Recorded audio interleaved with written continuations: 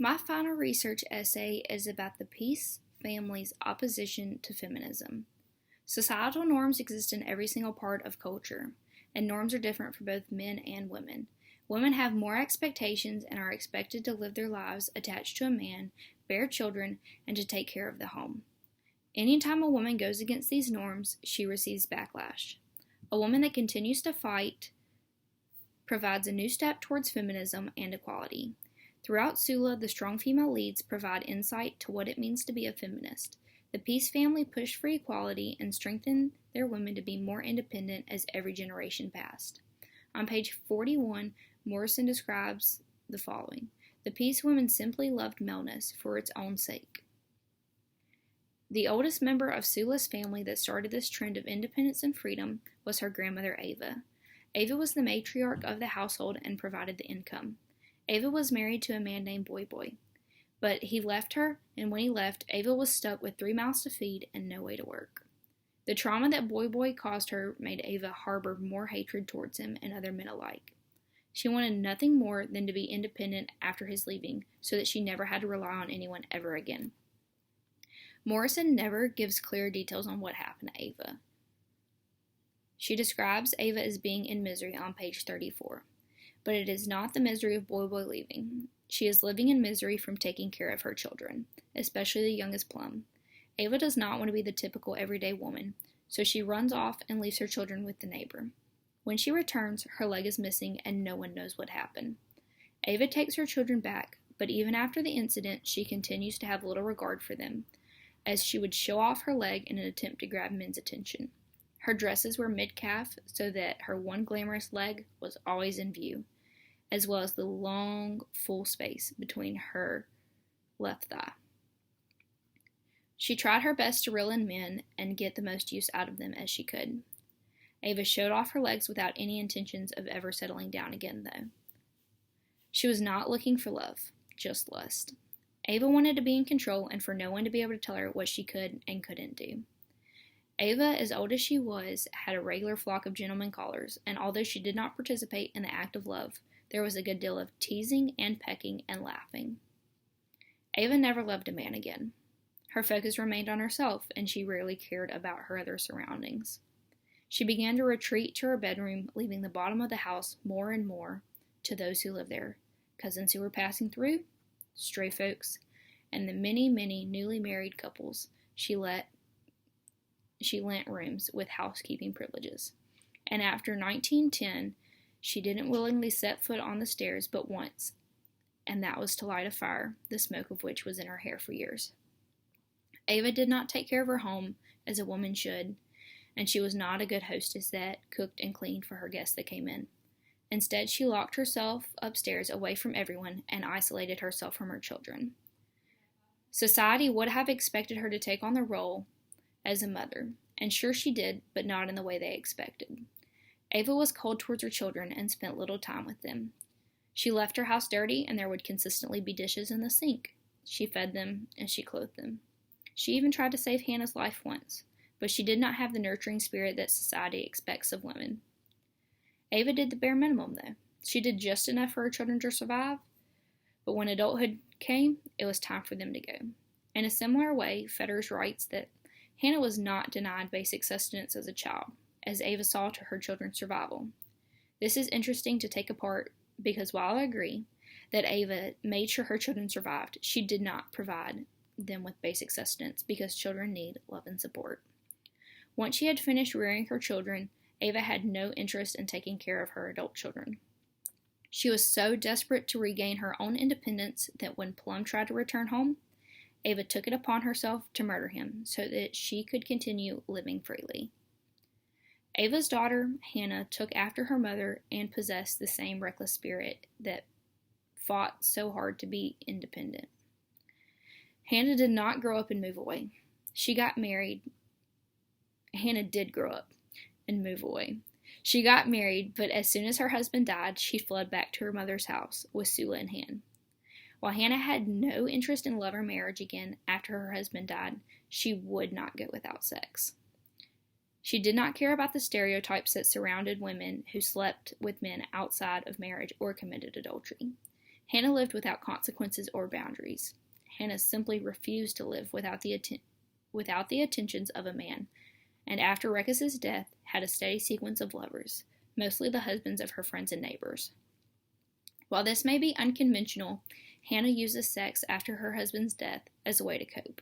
Her explorations are described by Nee as a role model of female sexual autonomy, which is an interesting take when it comes to her character, because Hannah felt no shame or embarrassment about meeting her needs. She also never attempted to hide it from Sula. She was truly a role model of what it meant to be a woman feeding her sexual desires. She would have sex with men in the cellar and in the pantry. The book even described that Hannah had little regard to Sula. Morrison described it as she liked the last place least, not because Sula slept in the room with her, but because her love-mate's tendency was to always fall asleep afterward, and Hannah was fastidious about whom she slept with. Hannah was not the mother of the year. She did not shield and protect Sula from everything that was out there in the world, but instead let Sula make her own thoughts based on her actions. On page 44, Morrison describes seeing her step so easily into the pantry and emerge looking precisely as she did when she entered, only happier, taught Sula that sex was pleasant and frequent, but otherwise unremarkable. It is interesting to note that on the other side of this argument, Sula learned just as much from her being alone. Sula is often left to her own imagination, which she fosters in the solitary confinements of the attic, explains Feathers. In this analysis of Hannah's parenting, it shows the little regard for her daughter, and she leaves her in the attic by herself with no love, attention, or entertainment. Sula has to teach herself what it means to be a woman living in the Peace family. This disregard for her daughter would teach Sula to live her life just as recklessly as she has to follow her own moral compass. Furthermore, Hannah was not the typical woman of the time period, not only because of this, but because other women in the town would talk, but a man never dared say a thing about her. But no matter what, Hannah did not let this faze her. So these two women sculpted Sula into the woman she was. While living underneath their roof, she had little guidance. Hannah and Ava let her run free and make her own decisions. Nee also argues that Sula has the same personality traits as them. She is a masculine character in that sense. She will only do the kind of things that normally men do, which is why she is so strange. She really behaves like a man. Her mother offered her little direction as she grew up, and so Sula had to look at their actions in order to develop and mature. Even as a young girl, it was obvious that Sula was fearless. Her willingness to protect herself at all costs highlights that masculinity that Nee describes. In the following lines, there is a clear depiction of Sula's bravery.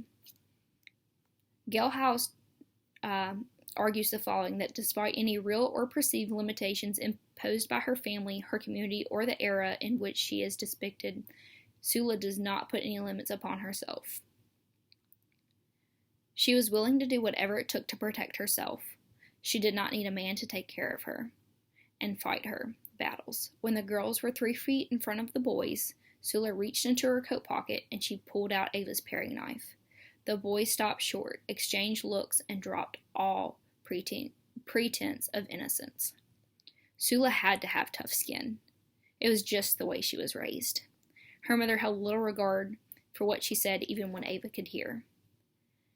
And so Sula had her feelings hurt often. Once Hannah described the way she loved her daughters as, "You love her like I love Sula. I just don't like her." Sula harbored resentment towards her mother for this, but she had that Pierce blood running through her veins, so she was quick to turn into her mother. After she had graduated and Nell got married, she had no interest in real meaningful connection. The one person who truly understood her, and the one person she could completely be herself around, was gone.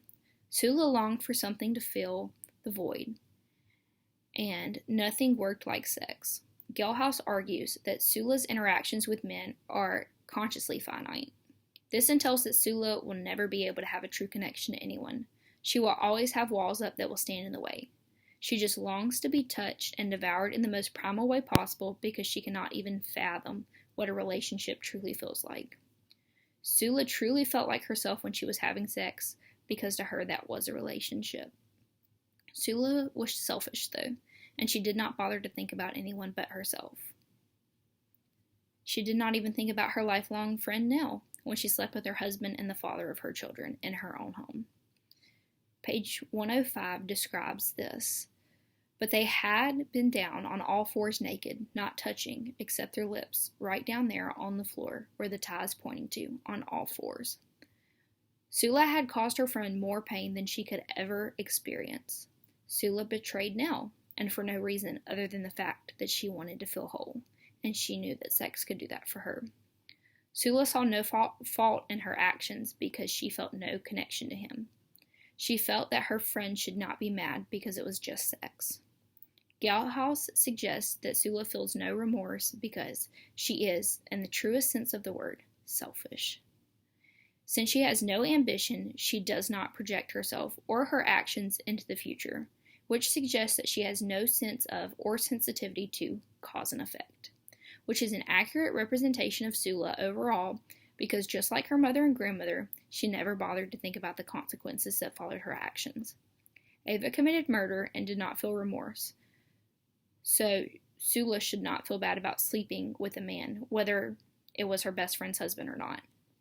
Needless to say, Sula's entire moral compass is out of whack because her home life, which leads into Reddy's argument that the overarching theme for Sula is right versus wrong. He argues that throughout the book, Sula struggles with her actions in determining whether they were morally acceptable, and notes that Sula goes through life believing that she is evil, which would also explain why Sula does not feel remorse. She already knows that she is a bad person, and so she feels that she should just continue doing whatever she wants. There is no point in being a good person because it will never make up for the fact that she killed Chicken Little. The Peace Women broke the traditional female mold through every single generation. They were strong, bold, and independent. The Peace Women learned to stop relying on men and only to rely on themselves. They found their complete selves, by indulging in sex with men. They found themselves by exploring their most primal side in those moments. They found what it was like to be completely limitless. The Peace Women found strength and endurance through their endeavors. Their pain from their past showed them how to provide for themselves, but it also taught them how to be selfish and do everything they wanted to do like men do. Other people would talk and gossip about the Peace Women. Many even viewed Sula as the devil, but these attacks at them were simply rolled off their shoulders and made them even more strong and independent as the story progressed. One generation after the next, the Peace Women became invincible to the world around them. They broke through female ideals and became only themselves. Masculine and feminine personality traits combined, the Peace Women challenged the idea of what gender means and what norms look like.